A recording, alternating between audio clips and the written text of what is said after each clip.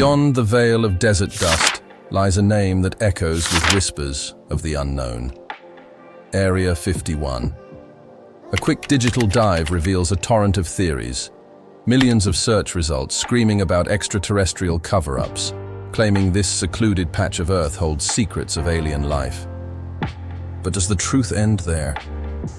Could a place shrouded in such profound mystery, so fiercely guarded, simply be the cradle of alien fables?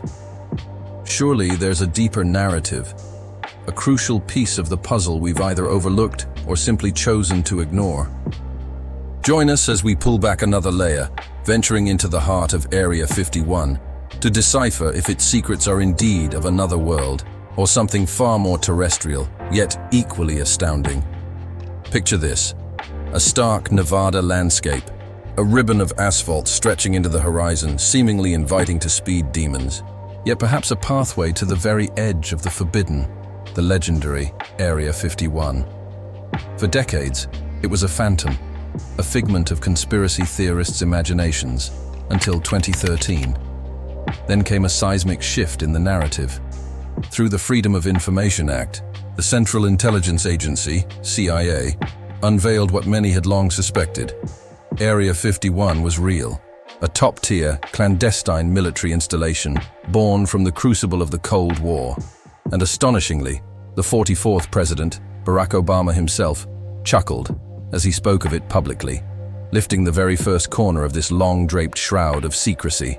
Truth is that when I came into office, I asked, right? I was like, all right, is there the lab somewhere where we're keeping the alien specimens in spaceship? They did a little bit of research, and the answer was no. This landmark acknowledgement officially dispelled the notion that Area 51 was merely a whispered myth, transforming it into a recognized, albeit still enigmatic, government facility. Rewind to the nascent 1950s. The Cold War was congealing into a global chill. Espionage wasn't just a tactic, it was survival. But America's aerial eyes were myopic, flying too low, too slow, vulnerable to enemy fire. Enter President Dwight D. Eisenhower, who greenlit a classified initiative, the U-2 high-altitude reconnaissance aircraft. This single-seat marvel stretched over 19 meters, boasted a wingspan of 31 meters, and could soar to an unprecedented 25 through 900 meters for 12 hours without refueling, a silent sentinel gliding at 805 kilometers per hour. Such an audacious project demanded ultimate discretion. In 1955, the CIA's Richard Bissell and Lockheed Martin's design guru Kelly Johnson scoured the desolate landscapes of California and Nevada. An aerial reconnaissance on April 12, 1955, pinpointed a barren stretch of land, once a forgotten World War II airstrip, completely abandoned since the 1940s. This desolate patch was soon absorbed into a nearby atomic energy commission test range, and on a map, it was christened Area 51. By July 1955, the desert silence was broken by the roar of U-2 prototypes. Area 51, a phantom on the map, sprang to life under the watchful eyes of the CIA, Air Force, and Department of Energy. Runways stretched, hangars materialized, and a miniature city grew, welcoming waves of classified personnel. For decades, this clandestine base remained a phantom. Its very image was scrubbed from government satellite archives. Entry wasn't just restricted, it was forbidden, demanding an ironclad security clearance and a direct summons from the military or intelligence hierarchy. Sprawling across 36,200 acres, the compound bristled with hangars, radar installations, and a labyrinth of runways meticulously designed for rapid aircraft deployment and satellite evasion. Even the approach roads were camouflaged, blending seamlessly into the vast, unforgiving desert. Today, it remains an island of secrecy, encircled by thousands of untamed desert acres, with the Air Force seizing surrounding civilian land. The only distant glimpse afforded to the curious is from the distant Tikaboo Peak, 42 kilometers away, where fleeting silhouettes of experimental aircraft might briefly pierce the twilight before plunging back into the inky shroud of night. How did its hidden workforce arrive? Largely by covert Boeing 737s or 727s, departing from a secluded terminal at McCarran International Airport, operated by the defense contractor EG&G. No grand fences demarcated its perimeter, just stark orange poles and chilling warnings. No trespassing, no photography. Every soul on base, military or civilian, signed an oath of perpetual silence, their workspaces devoid of windows, ensuring no one saw beyond their assigned clandestine duties. Yet, even the most impenetrable walls can crack. In 1988, Soviet satellite intelligence inadvertently offered the American public its first peek, published by Popular Science. By 2000, the Federation of American Scientists released more Soviet imagery, chronicling the base's stealthy growth. And then, with the advent of Google Earth, Area 51's phantom veil became increasingly transparent, yet its core enigma only deepened. The U-2, soaring at dizzying altitudes of over 18 kilometers, a record then, unwittingly became a harbinger of the UFO phenomenon. Its silver wings, catching the last rays of twilight, shimmered like otherworldly craft to pilots flying far below, igniting a cascade of flying saucer sightings. A simple optical illusion, perhaps, but one that failed to quench the public's thirst for something more extraordinary. The declassified information, sadly, only confirmed what the public had long suspected, leaving the deepest questions about UFOs and extraterrestrials unanswered. Even as recently as 2015, the NASA director confirmed the existence of extraterrestrial life, yet unequivocally stated no aliens were squirreled away at Area 51. He underscored that the relentless classified aviation research conducted there was the true genesis of the alien lore. The saga truly began with Kenneth Arnold in 1947, a pilot who vividly described 9 V-shaped objects skipping like saucers on water over Mount Rainier, unwittingly coining the iconic term flying saucer. Weeks later, the infamous Roswell incident, an unidentified object, crashed near a New Mexico ranch. While officials attributed it to a weather balloon, a burgeoning public belief held it to be wreckage from an alien craft. But it was Robert Lazar in 1989 who truly hurled Area 51 into the global spotlight. He claimed to have worked on a top-secret government project near Groom Lake, reverse engineering alien technology. Lazar asserted the US possessed 6 alien spacecraft at a site dubbed S4, even displaying blurry images of hovering UFOs. He sensationally claimed to have worked for EG&G, tasked with exploiting alien propulsion, even discovering a new element, Element 115, allegedly powering these interstellar vehicles. Lazar's bombshells sent shockwaves, yet his credibility crumbled under scrutiny.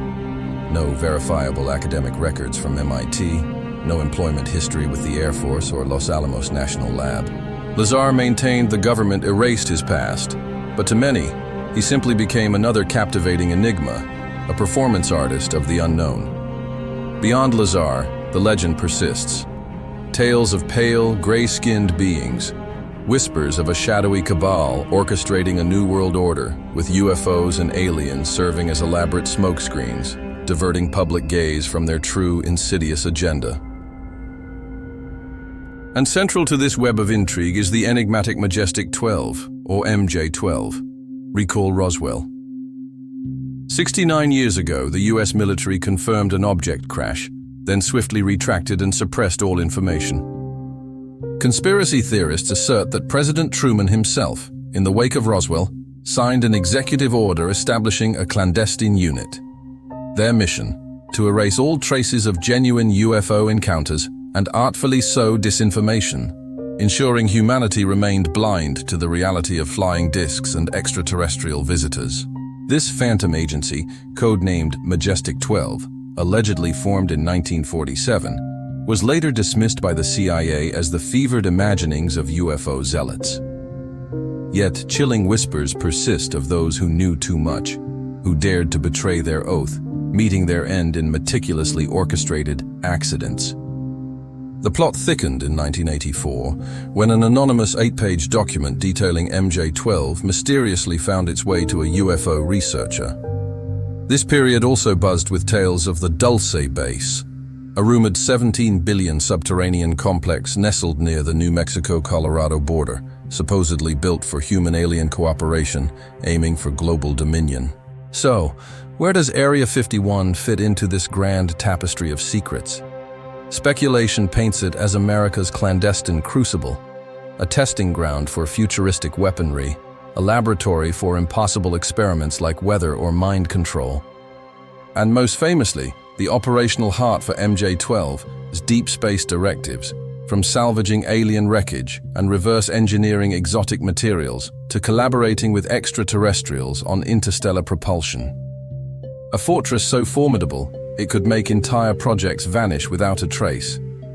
While the US government has declared MJ-12 a relic of the past, skeptics argue that such declarations merely affirm its deeper entrenchment, continuing projects beyond our wildest imagination, buried beneath layers of impenetrable secrecy. Let's track the desert's hidden chronology. Many UFO sightings, it turns out, were simply reflections of Area 51's ongoing aerial ballet. Fighter jets, elusive in the vast sky, easily defied identification. Reports often aligned perfectly with the base's secret flight schedules. Unmanned drones, alien in their lack of cockpits, further ignited imaginations. Even intense light displays during training were designed to mask missile launches, redirecting eyes from covert aircraft movements. The U-2, while groundbreaking, eventually succumbed to Soviet anti-aircraft prowess in 1960, revealing the urgent need for its successor. Project Suntan, aiming for Mach 3.0, was envisioned, but its exorbitant costs doomed it to the drawing board. After a brief evacuation in 1957 for nuclear tests, Area 51 reopened in 1959 for the A-12 Oxcart, the sleek predecessor to the iconic SR-71 Blackbird. The A-12, a titanium-skinned, saucer-shaped marvel, perfectly explains many UFO sightings of the era. The Los Angeles Times in 2009 noted its unique profile easily confused commercial pilots. Area 51 then hosted the SR-71's development, a strategic reconnaissance titan. Even in 1996, the CIA, while acknowledging the SR-71 program, vaguely referred to its birthplace as a desert location near Nevada, never uttering Area 51. The base also became a secret graveyard for captured Soviet aircraft. In 1967, the first MiG-21 landed at Groom Lake, turning its restricted airspace into a pilot's colloquial Red Square. And then tragedy. In April 1984, Lieutenant General Robert Bond perished in a crash near Area 51. The Air Force cited a test fighter, but the Associated Press later revealed it was a captured Soviet MiG-23. Despite its invaluable contributions, by the 1980s, Area 51 faced a grim reckoning. The government initiated widespread land remediation, prompted by satellite imagery showing extensive ground contamination. Hauntingly, nearby communities reported alarmingly high cancer rates, leading to numerous lawsuits against the very government sworn to protect them. Inside the compound, staff were instructed to dig vast open pits, fill them with toxic waste, and incinerate it with jet fuel, a horrifying ritual that exposed them to deadly fumes and chemicals. A lawsuit by former employees revealed a chilling disregard for human life. Requests for basic safety gear like respirators were denied due to budget constraints, and even personal equipment was forbidden for security reasons, save for gloves. The grim toll, widespread illness, and for some, premature death. In September 1995, President Bill Clinton, spurred by EPA investigations, signed an executive order to clean up Area 51, officially designating it an Air Force operational location near Groom Lake, Nevada. The EPA was authorized to scrutinize its environmental compliance, yet predictably, most reports remained heavily redacted, cloaked in the enduring veil of national security. What secrets does Area 51 guard today? The prevailing whisper suggests a deep dive into drone warfare, and perhaps the elusive hypersonic Aurora reconnaissance aircraft. Google Earth confirms its continued expansion, a sprawling testament to ongoing, unseen work. And for the vigilant, strange lights still dance on the horizon at dawn, fueling the perpetual intrigue. Recent aerial images by private pilot John S. Chapman offer tantalizing new perspectives. Among them, a striking view of a massive hangar-like structure, dubbed the Open and Hidden Shelter, seemingly concealing an object of bizarre, unconventional design. This gargantuan structure, 36 meters wide and 97 meters long, sits alongside a taxiway, an artery connecting the main base to its now dormant runways.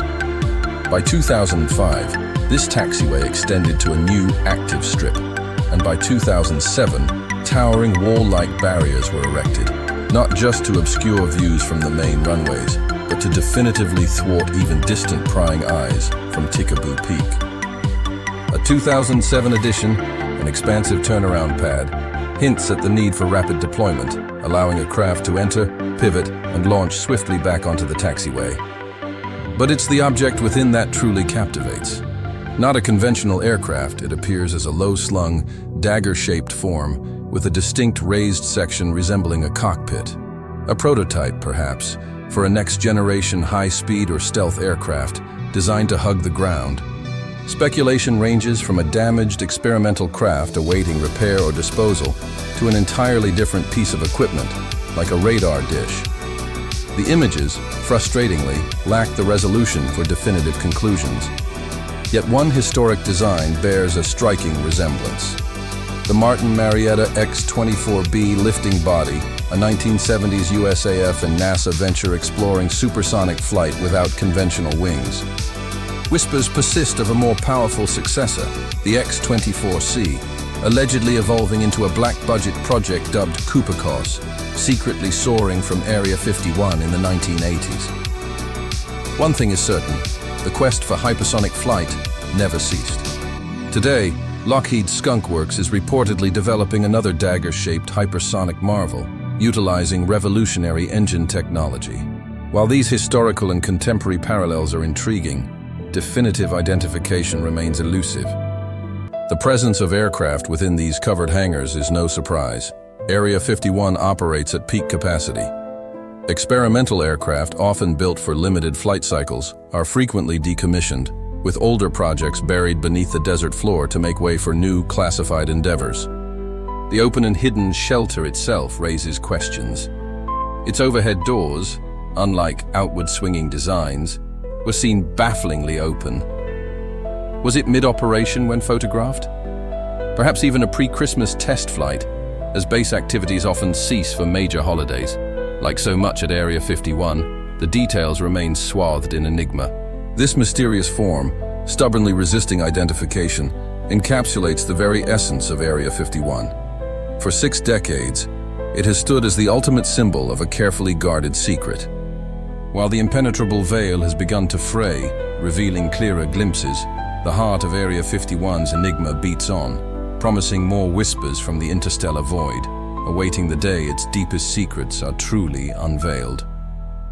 Until then, the silence speaks volumes. Thank you for joining us on this journey into the heart of the unknown. We'll be back soon with more Interstellar Whispers.